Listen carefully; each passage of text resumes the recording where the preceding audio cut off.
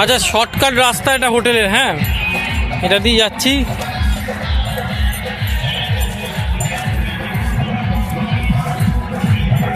দেখা যাক এই রাস্তাটা কিভাবে নিয়ে যায়।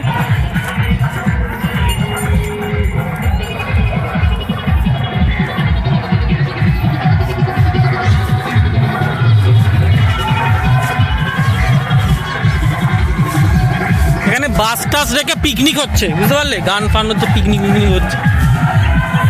দেখো পিকনিক হচ্ছে।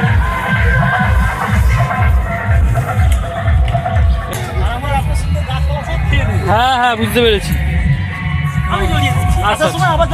ঠিক আছে ঠিক আছে, জড়িয়ে দেবো। হ্যাঁ ঠিক আছে ঠিক আছে।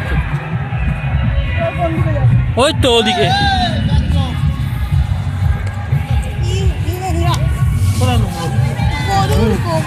গোবর টোবর থাকবে। আচ্ছা, এখানে পিকনিক হচ্ছে।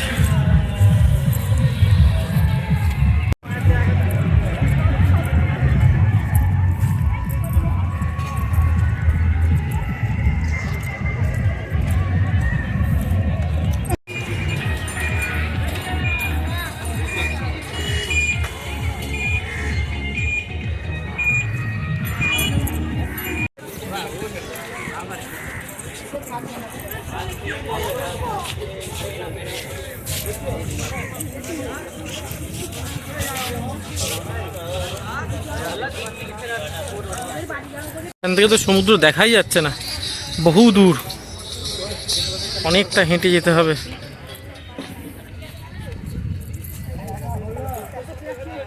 চলো, তাও মানুষ চান ফান করছে দেখছি। চলো, অনেকটা যেতে হবে।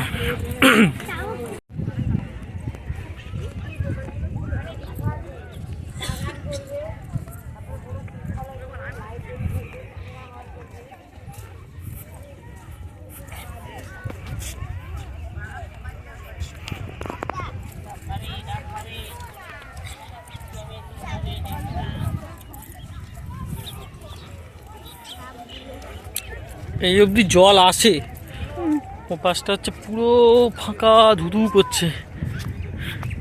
কোথায় জল, সেই কত দূর। এখানটা একটু জল আছে, এই সামান্য একদম। অনেকটা হেঁটে হেঁটে যেতে হবে এই আর কি।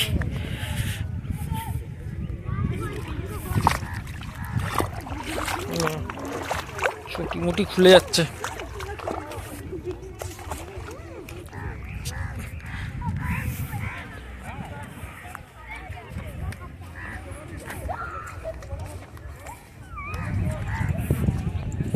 তো এই যেন ধুধু প্রান্ত, ফাঁকা, জনশূন্য।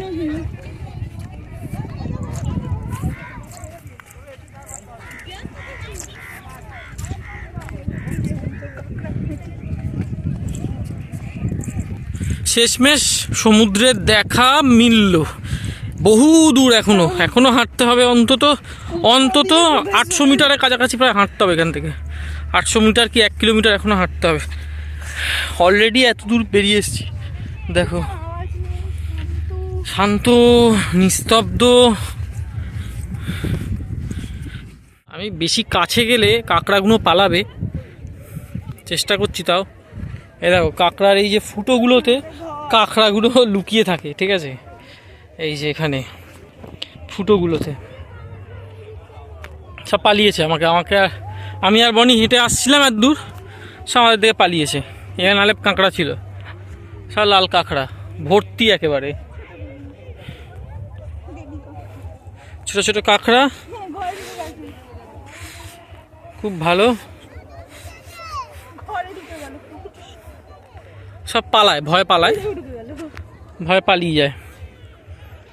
এই দেখো, একটা ছোট্ট কাঁকড়া। জানি আসছে না, কিছু করার নেই, বাট এই হচ্ছে লাল কাঁকড়া। ইউনিক, বেশ সুন্দর এগুলো।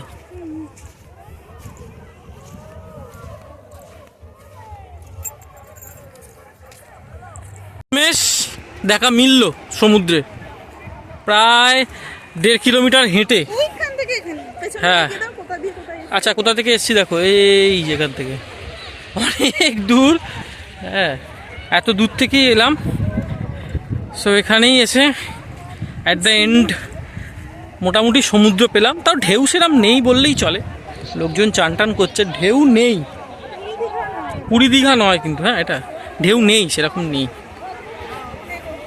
ছোট ছোট ঢেউ এখানে, একদম ছোটো ছোটো, এই ঢেউয়ের কাছে পুরীর ঢেউ কিছু না। একদম মিনি ঢেউ এগুলো। পুরীর ঢেউ তো ছেড়ে দাও, দীঘার ঢেউও নয়, মিনি ঢেউ। এই জলে কি জানি কতটা কি চান করতে পারবো জানি না।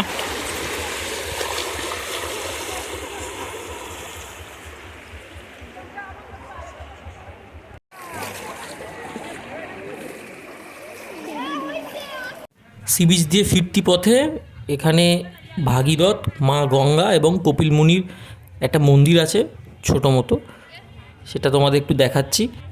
সমুদ্রে সেই রকম ঢেউই নেই বলতে গেলে, আর এত চওড়া সমুদ্রের পাড় যে মানে হেঁটে হেঁটে বিচ ক্রস করতে অনেক টাইম লাগে।